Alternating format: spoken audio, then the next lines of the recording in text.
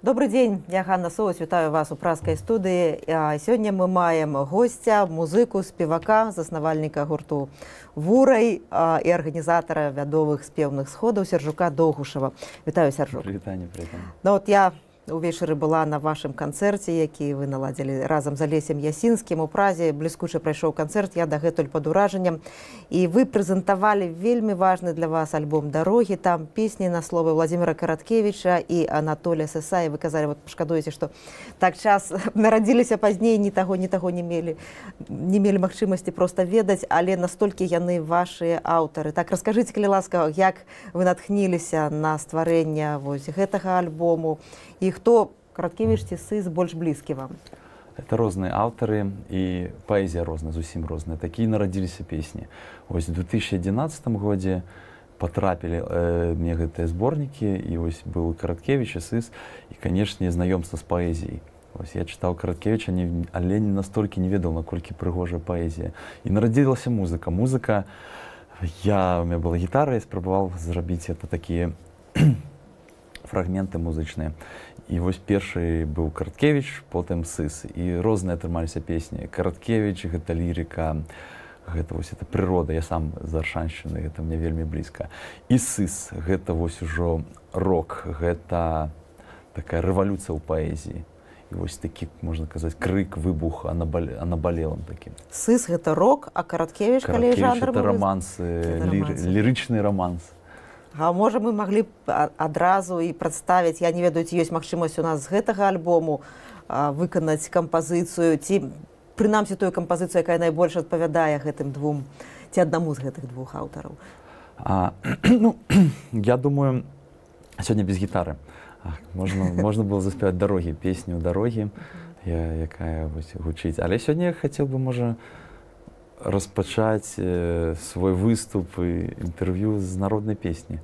Песня з Віцебшчыны і Хрэсьбіна. І Анатоль Сыс, і Караткевіч вельмі любілі народную песню. І сам памятаю, і слухаў гэты запіс, калі сядзіць Владимир Караткевіч і спявае песню «Ой, Косю, мой Косю». Вось яна такая працяглая, застольная песня. Але я бы заспяваў... Застольную песню? Так, можна казаць, застольная Хрэсьбіна, вельмі папулярныя у свой час у беларусаў хрэсьбінай песні, і у нашага народа яны вельмі распаўсюджаны былі.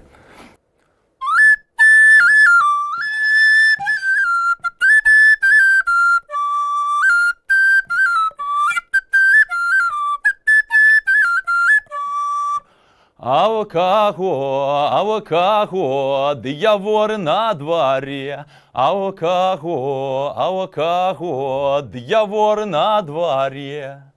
У нашего Іваньки д'явор на дворе, у нашего Іваньки д'явор на дворе.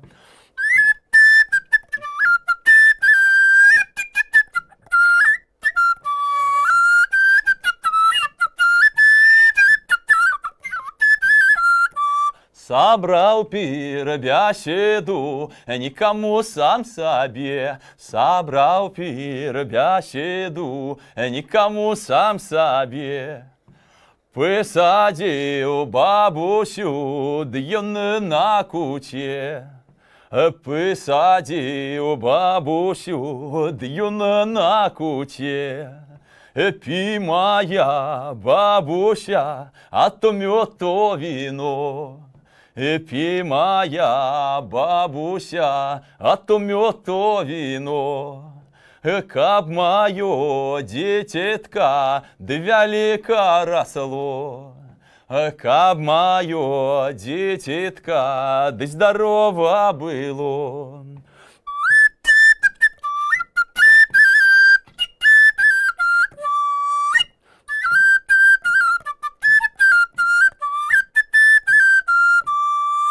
А у каго, д'явор на дворе. А у каго, д'явор на дворе. У нашего Іваньки д'явор на дворе. У нашего Іваньки д'явор на дворе. Собрал пир беседу, никому сам себе. Собрал пир беседу, никому сам себе. Посадил кумочка, да ён на куте. Посадил кумочка, да ён на куте. Піти мой кумочак, а то мед, то вино. Піти мой кумочок, а то мед, то вино. Каб моё дитятка, да велика росло. Каб моё дитятка, да здорово было.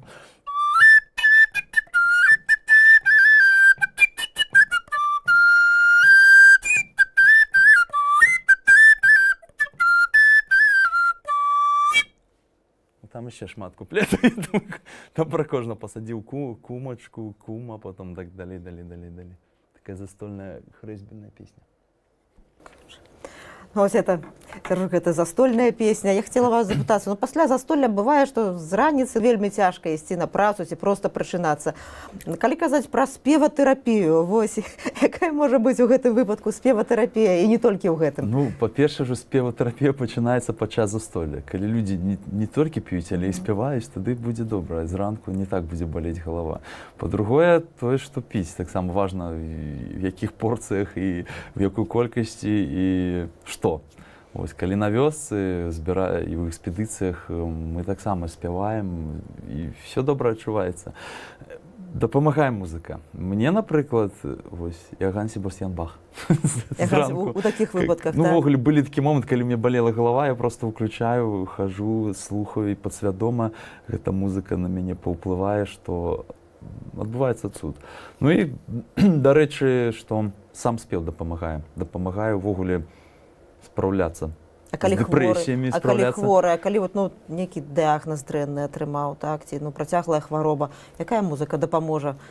Ну, па-перша, так, я кажу, што шмат розных класічных кампазітараў і нават даказана, што яны добра паўплываюць і на псіхіку, і на здароўе, і так далей. Але і вось традыцыйная музыка, традыцыйныя спевы, то можна яшчэ сказаць, што прыроднае гучанне гэтых спеваў. І, дарэчы, вось, калі спяваць у традыцыйнай манеры, то таксама добра паўплывае на цела, на арганізм і на стан здароўя. Напрыклад, вось тыя самыя вібрацыі, калі спявае ўсё цела. То есть не імітацыя голасу, а вось такі прыродны гук, якімі спявалі галасамі нашы продкі і нашы бабулі. І нават калі нейкая прастуда, горла, так гэта дапаможа хутчэй выздаравіць? Дарэчы, самі вібрацыі вакальныя, спеўныя, яны дапамагаюць. Калі цела гучыць, яно прагучваецца, вось тады яно добра паўплывае. А калі вы закаханы, што спяваеце? Розныя песні. Любоўная лірыка, дарэчы, да, мужчыны нашы спявалі для сваіх каханых заўсёды. Любоўныя песні, лірычныя песні. Дарэчы, Сяржук, хацела запытацца, вы казалі на канцэрце пра тое, што вельмі важна аднаўляць, это вельмі традыцыйнае мастацтва для Беларусі было мужчынскія спевы. Чым яны унікальныя, чым яны адрозніваюцца? Ну, ад таго, што бабкі, напрыклад, спяваюць. Ну, па-другое, што гэта іншы жанр. Па-другое, гэта такая моцная традыцыя, якая амаль што знікла. Калі жаночыя спевы гучаць, мы іх чуем, ведаюць там і гуканне вясны, і купальскія песні, то мужчынскія песні амаль што адышлі. І вось гэта была традыцыя, вядомая традыцыя, не менш, чым жаночая. Але мужчыны не спявалі календары. Яны спявалі касарскія песні, рэкруцкія песні, лірычныя, любоўныя, бяседныя, застольныя. І вось вядома, што валачобнікі, вось мужчыны былі валачобнікі, хадзілі, спявалі па хатах гэтыя песні. І гэта традыцыя унікальная, яна адметная вось на нашым рэгіёне. І яшчэ больш адметная і больш папулярна была вось уздоўж Прыпяці ракі. Вось на Палесе спявалі ад захаду на ўсход. І, напрыклад, нашых суседзей не так. Тых жа палякаў сустрэць шматгалоссе мужчынскае, там амаль што немагчыма. А вы, калі хадзілі ў экспедыцыі вот этой песні ад старых людзей, слухалі, записывалі, якая у вас прапорцыя была, жаночая і мужчынская? Ці шмат было мужчынаў, якіх вы песні взялі? Мужчынам, на жаль, ужо амаль што не засталося. А чаму? Ну, вось так і сышла і традыцыя, і раней паміраюць мужчыны, жанчыны жывуць больш. Ну, так вы аднаўляеце цяпер фактычна вот але жанчыны маглі заспяваць мужчынскія песні, вось заспяваць, сказаць, вось мой бацька спяваў такія песні, вось мой дзед спяваў такія песні. Ці бывае проста пачынае спяваць, і тут становіцца зразумела, што гэта касарская песня. Вось, і увогуле для мяне цікава лірніцкая традыцыя. А маглі б выканаць зараз? Так, наступны этап і мае пошукі гэта лірніцкія песні. Раскажыце, калі ласка, пра гэты інструмент, такі прыгожы, з якім вы прыйшлі да нас у студыю. Колавая ліра. Колькі ёй гадоў? Вельмі старадаўні. Выглядае так, што вельмі шмат ёй гадоў. Гэта зрабіў майстар Чубрык, Сергей Чубрык, па копіі маладзечынскай ліры. І вось так яна выглядае.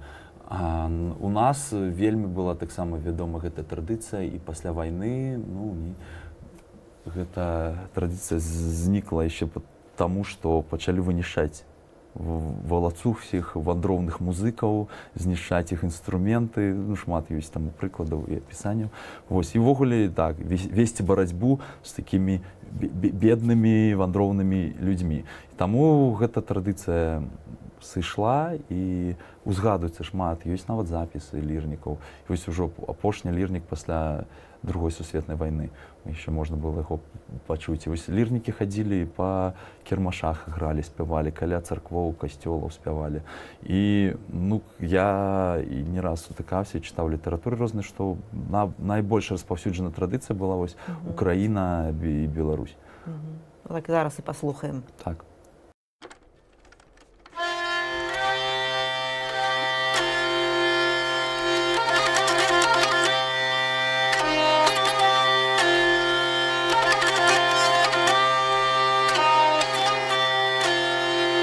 Ходил Господь по святой земли, насадил Господь зеленые сады, насадил Господь зеленые сады.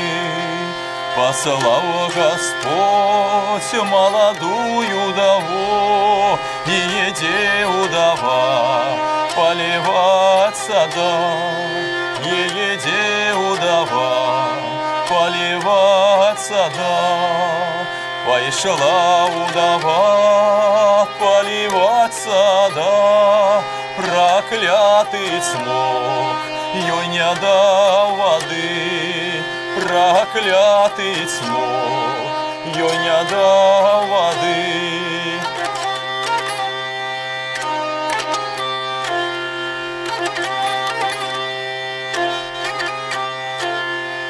Заплакала вдова, да и пошла, услышал Господь удавин голосок, услышал Господь удавин голосок.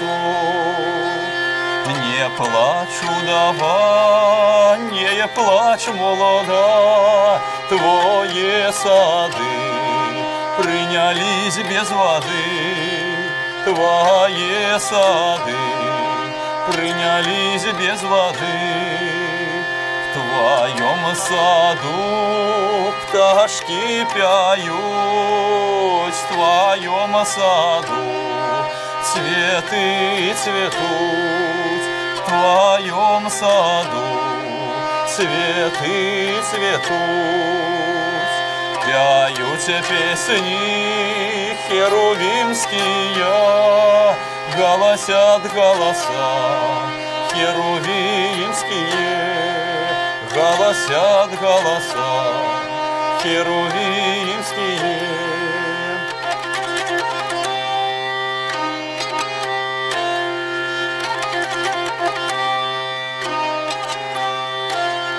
Аллилуйя.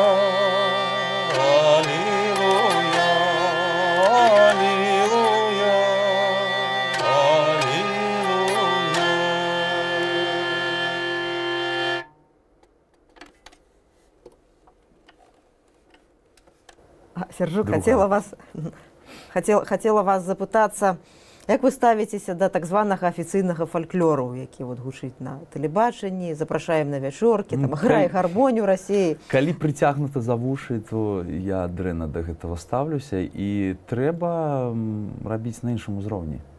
Я, напрыклад, калі праводжу нейкія там майстар-класы ці выступы ў школах, я бачу, як вось моладзь вось проста іх вароціць ад такога пасылу фальклору.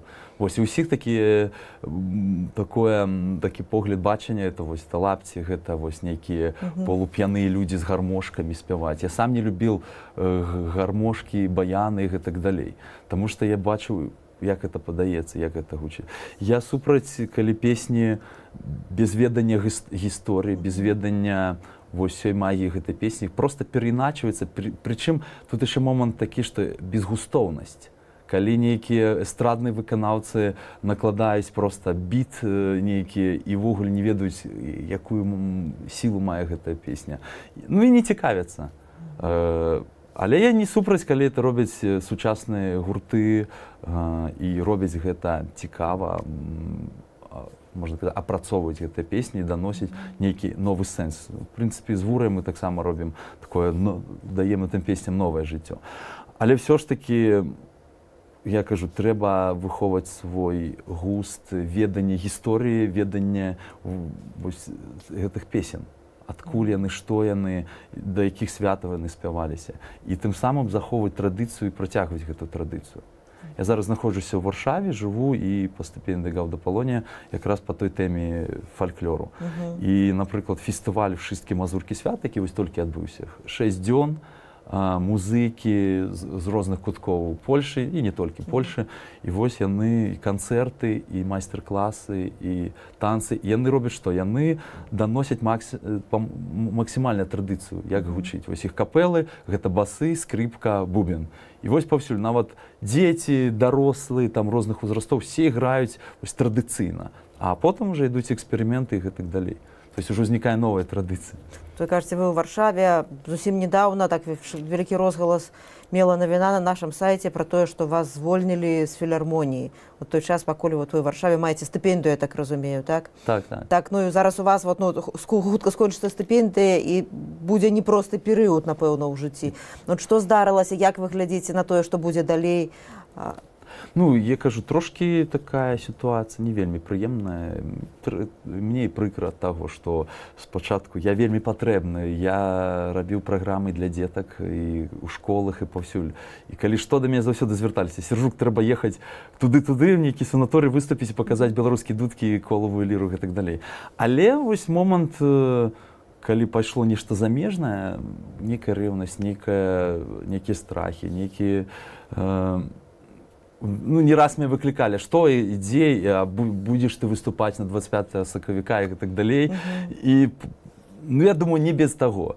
И, ну, я нейкі небяспечны для всіх. То есть, з аднаго боку, я выконваю ролю музыкі, показываю, там, знаёмлю з традыцыйнай культурай беларускай, а з іншого боку, я нейкі небяспечны, што езжу па нейкім замежжам, выступаю на нейкіх забароненых канцэртах і гэтак далей. Таму вельмі так хутка адбылося, што сказали, я не пришел на працу 2 дні, это было суббота и понедельник, сказали, все, трэба звольняться, потому что для вас гэта прагулы нейкія. И 2 варианты. Ці вы самі звольняеце, ці мы звольняем. Вось такая вельмі хуткая ситуация, то я взял свою лиру и поехал в Польшу. Все. Ну так, але вы застаетеся все равно, фактично все равно застаетеся для Беларуси, у Беларуси, ваша музыка беларуская. И на завершение нашей размовы я хотела, каб вы выканалі композицию, выканалі песню, якая вот найбольш адпавядае вашему сённяшняму настрою, вашу сённяшняму творчаму настрою. Добра.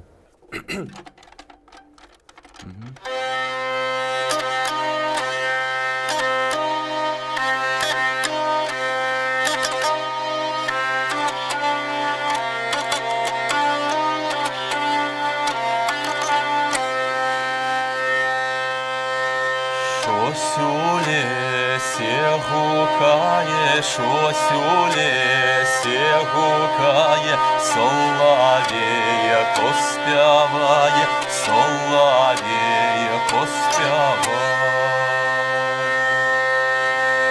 Соловейко ко спяває соловей, ко спяває Василь коні шукає, Василь коні шукає. Ой, не шукає Василя коні, ой, не шукає Василя коні, твоє коні в городі, твоє коні в городі,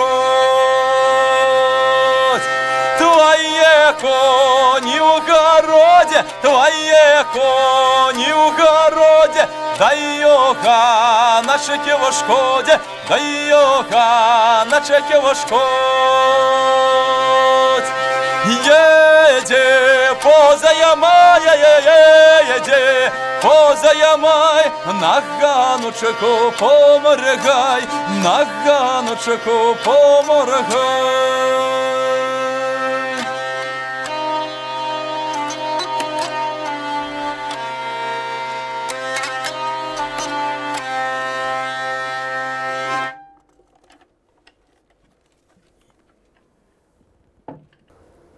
Ну, дзякуй вялікі, Сяржук Догушаў на свабодзе быў, ёсць, будзе. Дякую.